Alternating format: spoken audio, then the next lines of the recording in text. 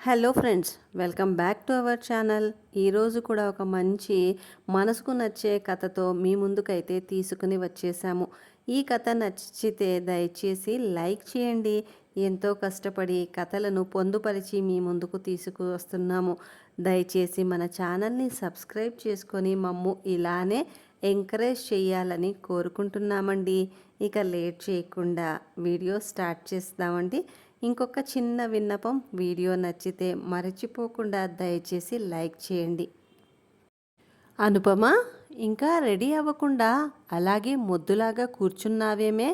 అవతల అబ్బాయి వాళ్ళు వచ్చేస్తున్నారని ఫోన్ చేశారు అని కూతురు మీద అరవడం మొదలుపెట్టింది కృష్ణవేణి. అమ్మా, నాకు ఈ పెళ్ళి వద్దని చెప్పాను కదా, ఇప్పుడప్పుడే పెళ్లి చేసుకోవాలని లేదమ్మా. అయినా ఇంత చిన్న వయసులో పెళ్లి చేస్తే గవర్నమెంట్ ఒప్పుకోదమ్మా. అమ్మవని ఆలోచిస్తున్నాను, కానీ లేదంటే నీ మీద పోలీస్ కేసు పెట్టేదాన్ని అని అంది అనుపమ కోపంగా. అంతేలేవే, అంత లేదే. నువ్వు కేసు పెట్టంది అమ్మ మీద ప్రేమతోనో గౌరవంతోనో కాదు. రేపు నన్ను పోలీసులు పట్టుకుపోతే నీకు వండి పెట్టేవాళ్ళు లేరని భయపడి ఆగావు, కానీ నాకు తెలుసులే. అయినా నువ్వు కేసు పెట్టిన వాళ్ళు వచ్చి పొడిచేదేం లేదులే. తమరికి ఆల్రెడీ 18 సంవత్సరాలు నిండి 19 రాబోతోంది.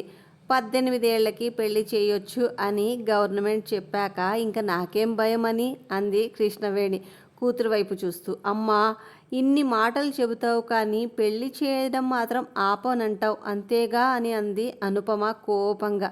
అవును, మీ అమ్మ ఏం చేసినా నీ మంచి కోసమే చేస్తుందని నీకు తెలుసు కదా. ఈ పెళ్ళి కూడా నీ మంచి కోసమే.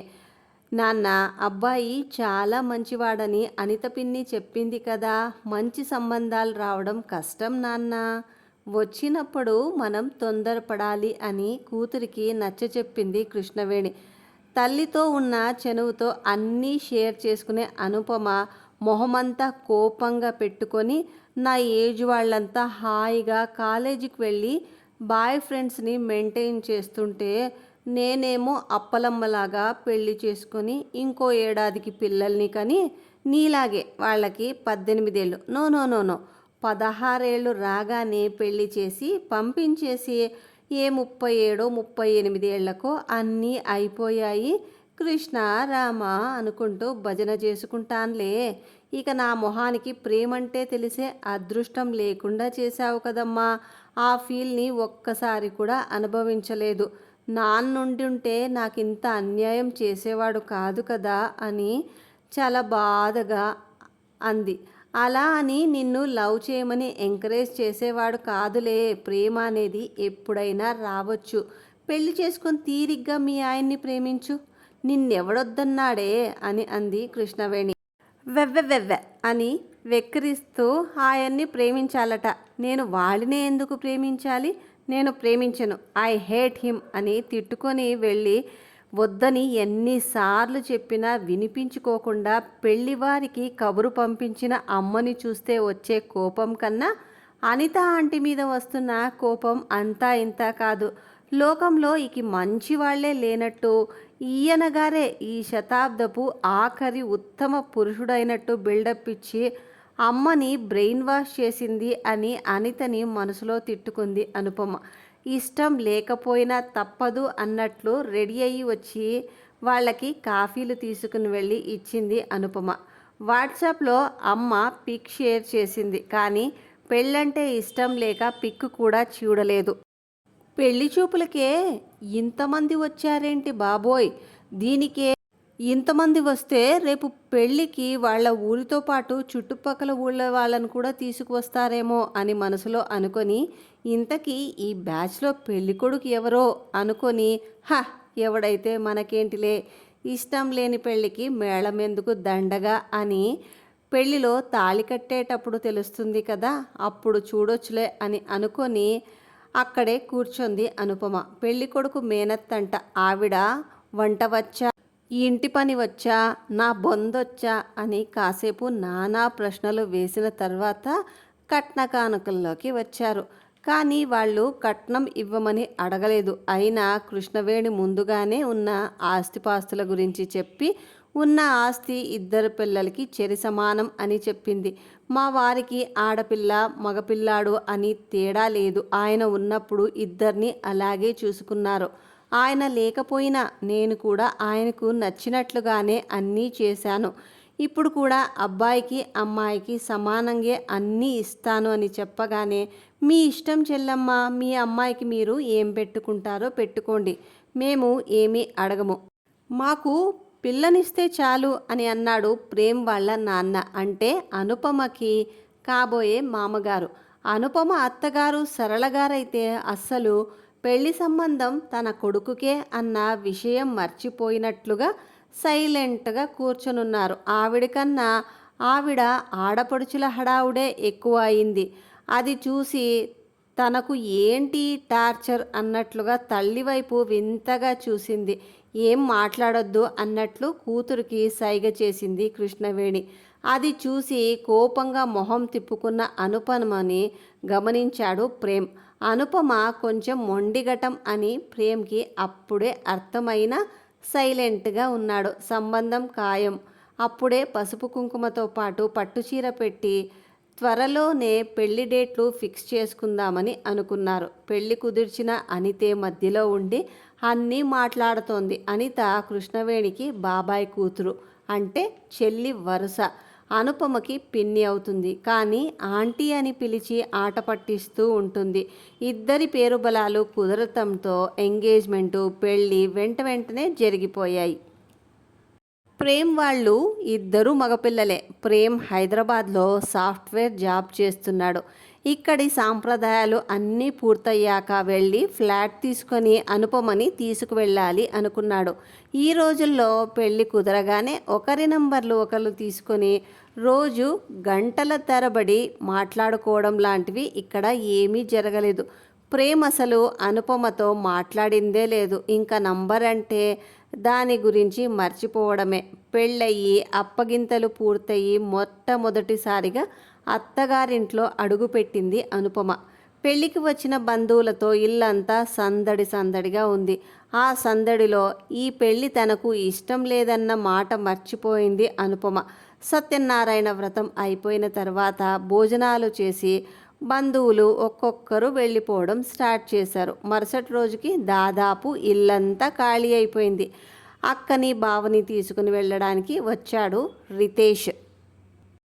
పెళ్ళయి దగ్గరగా 3 గంటల పైనే అయినా ఇంతవరకు ప్రేమ్ అనుపమతో ఒక్క మాట కూడా మాట్లాడలేదు. రితేష్ వాళ్ళని తీసుకువెళ్ళిన తర్వాత అనిత మంచి ముహూర్తం ఉందని శోభనానికి ఏర్పాట్లు చేయించింది.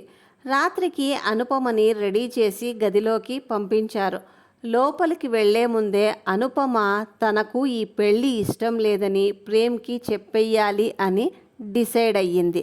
అతను అర్థం చేసుకోకుండా ఏమన్నా చేసినా కళ్ళు మూసుకుని భరించాలి అనుకొని అయిష్టంగానే లోపలికి వెళ్ళింది.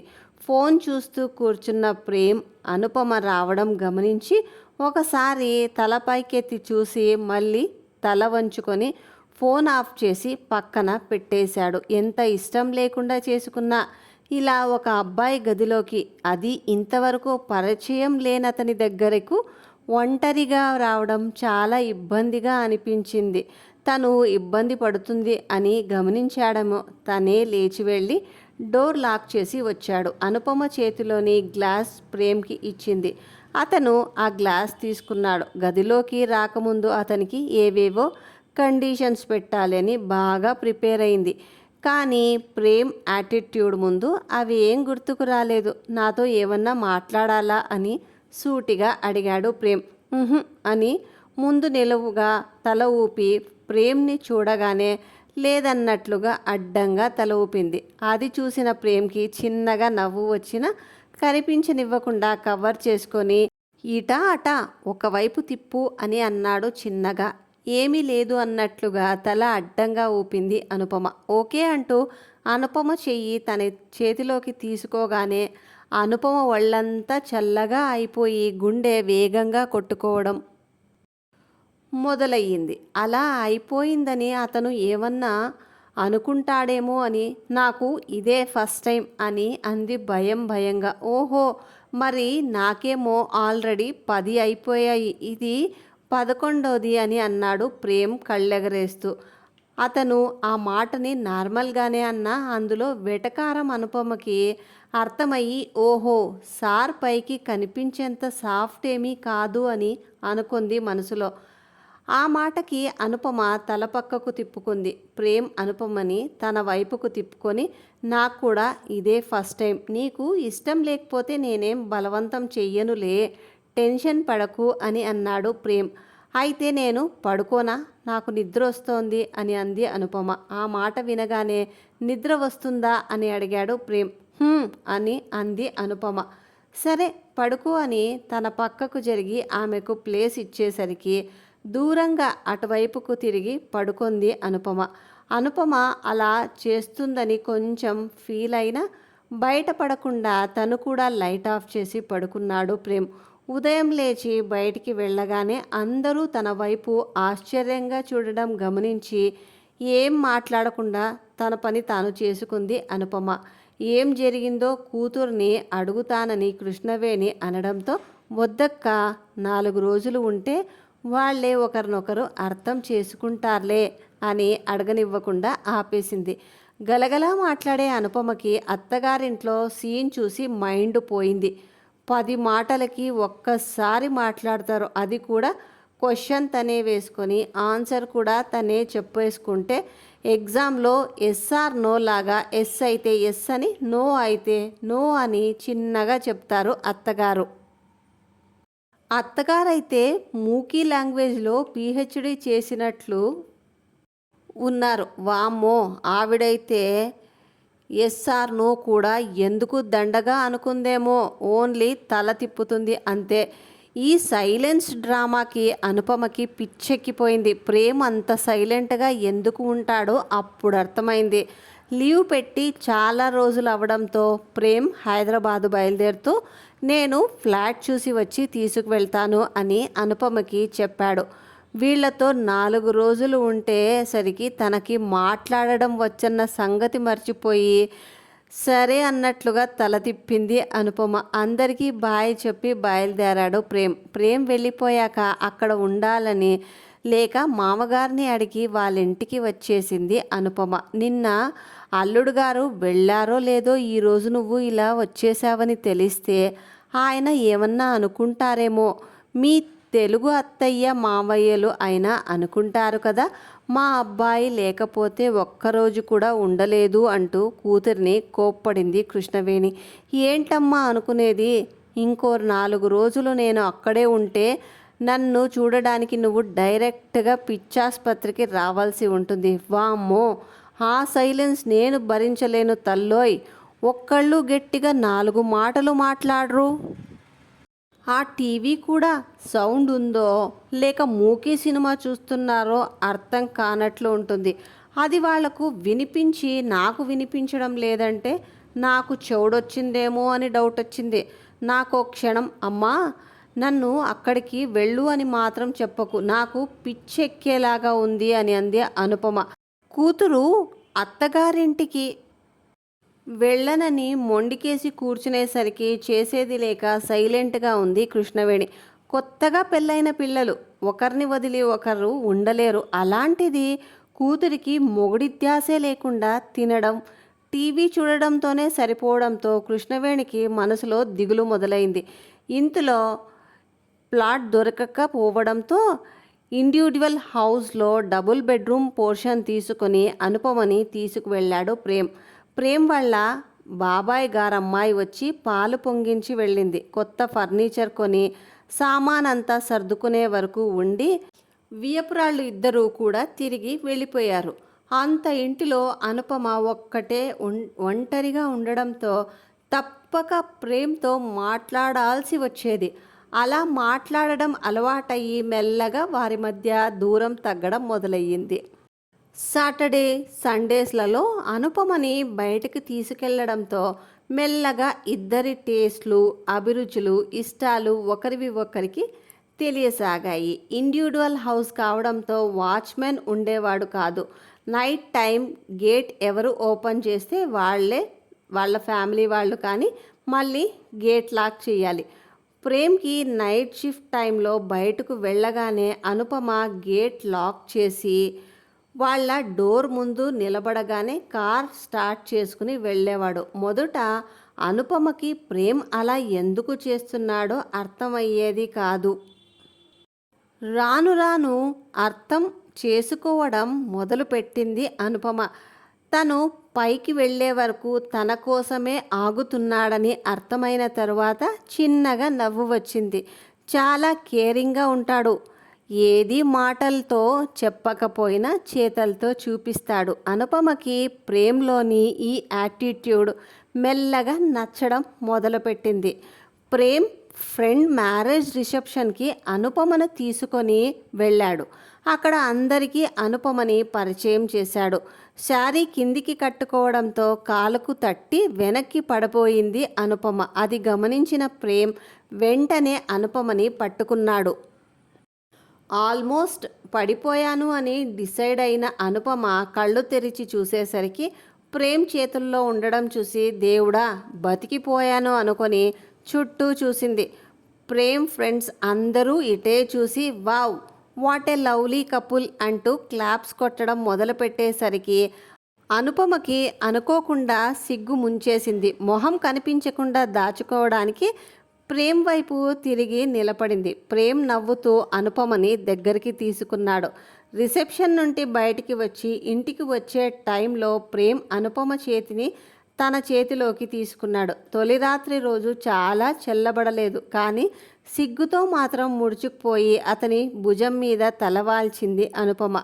ఇంటికి వెళ్ళి కార్ పార్క్ చేసి డోర్ ఓపెన్ చేసి లోపలికి వెళ్ళగానే లాక్ చేసి ప్రేమ్ అనుపమని 2 చేతులతో ఎత్తుకున్నాడు. ప్రేమ్ సడన్గా అలా ఎత్తుకుంటాడని ఊహించని అనుపమ ప్రేమ్ వైపు చూసి సిగ్గుతో తల పక్కకు తిప్పుకుంది. బెడ్రూమ్లోకి వెళ్ళిన ప్రేమ్ అనుపమ వైపు చూసి ఇది నాకు 11వ పర్వాలేదా అని అన్నాడు నవ్వుతూ.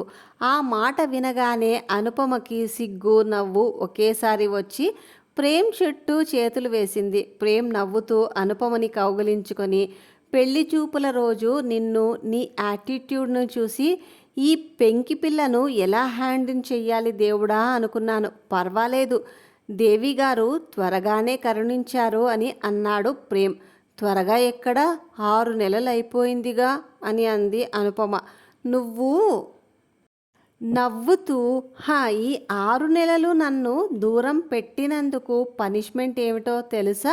ఇప్పుడు చెప్పను, రేపు చెబుతాను. ఇంకా మాటలతో టైం వేస్ట్ చేయడం నాకు ఇష్టం లేదు అంటూ అనుపమని చుట్టేశాడు ప్రేమ్. అయ్యో గోల్డ్ తీయనీయండి ప్రేమ్ అని అంది అనుపమ నవ్వుతూ. రేపు తీసుకోవచ్చులే ఉండనివ్వు అని అన్నాడు ప్రేమ్. పాడైపోతాయి ప్రేమ్ అనగానే మెల్లగా మెడలో ఉన్న హారం తీస్తూ మెడ మీద ముద్దు పెట్టాడు ప్రేమ్. చాలా రోజుల ఎదురుచూపుల ఫలితం దక్కిందేమో. ఈ అవకాశాన్ని అస్సలు వదలకుండా అనుపమని దగ్గరకు తీసుకున్నాడు. ఆ రోజు నుంచి వారి మధ్య రాత్రిళ్ళు దూరం అనే మాటకు తావు లేకుండా పోయింది. ప్రేమలో ఎంతలా మునిగిపోయిందంటే కృష్ణవేణి పండుగకు పిలిచినా మా ఆయనకు లీవ్ లేదు, నేను రాలేను అని ఖచ్చితంగా చెప్పేసింది. అది విన్న కృష్ణవేణి దీని దుంపదెగా ముందేమో కాపురానికి వెళ్ళమంటే వెళ్ళనని గొడవ చేసింది. ఇప్పుడేమో మా ఆయనకు లీవ్ లేదు రానంటుంది. ఈ ఆడపిల్లలు అంతేనమ్మో, పెళ్ళంటే వద్దు వద్దు అంటారు, పెళ్ళాయక మా ఆయన అంటారు అని అనుకొని మనసులో నవ్వుకుంది. ప్రేమించి పెళ్లి చేసుకోలేకపోయానే అన బాధపడింది. ప్రేమంటే ఏమిటోనే తెలియకుండా తన లైఫ్ అయిపోయిందనుకున్న అనుపమకి అసలు ప్రేమంటే ఏమిటో ప్రేమ్ని చూశాక అర్థమైంది. ఎక్కువ మాట్లాడకపోయినా తన ప్రేమని చూపే పనుల్లో స్పష్టంగా చూపిస్తాడు. అతని కేరింగ్ ఆప్యాయత అన్నీ చూసిన తరువాత అనుపమ మనసులో ఇది కదా లవ్ అనుకుంది. ఇప్పుడు అమ్మ మాట వినకుండా ఈ పెళ్లి చేసుకోకపోయుంటే ఇంతగా ప్రేమించే మనిషిని దూరం చేసుకునే దాన్నిగా థ్యాంక్ యూ అమ్మా, థ్యాంక్ యూ సో మచ్ అని అనుకొని ఇంతకంటే ఎక్కువగా తనని ఎవరూ ప్రేమించలేరని అర్థం చేసుకొని ప్రేమ్ని ముద్దుల్లో ముంచెత్తుతూ పెళ్లి తర్వాత భార్యను కూడా బాగా ప్రేమించొచ్చని ప్రూవ్ చేశారు బంగారం అని అంటూ ప్రేమ్ మెడ చుట్టూ చేతులు వేసి ప్రేమగా చూసింది అనుపమ. హహహ, పెళ్లి తర్వాత భార్య భర్తని అర్థం చేసుకొని కలిసి బతకడంలోనే అసలైన ప్రేమ దాగి ఉంటుంది బంగారం అంటూ అనుపమ 2 బుగ్గలు గట్టిగా లాగాడు ప్రేమ్. వారి దాంపత్య జీవితం ఇలాగే హాయిగా సాగిపోవాలని ఆశిద్దాం. ఇంతటితో ఈ కథ సమాప్తం. రేపు ఇలాంటి మరి ఒక మంచి కథతో మీ ముందుంటాం. దయచేసి వీడియోని లైక్ చేసి మీ ఫ్రెండ్స్ అండ్ ఫ్యామిలీకి షేర్ చేయండి.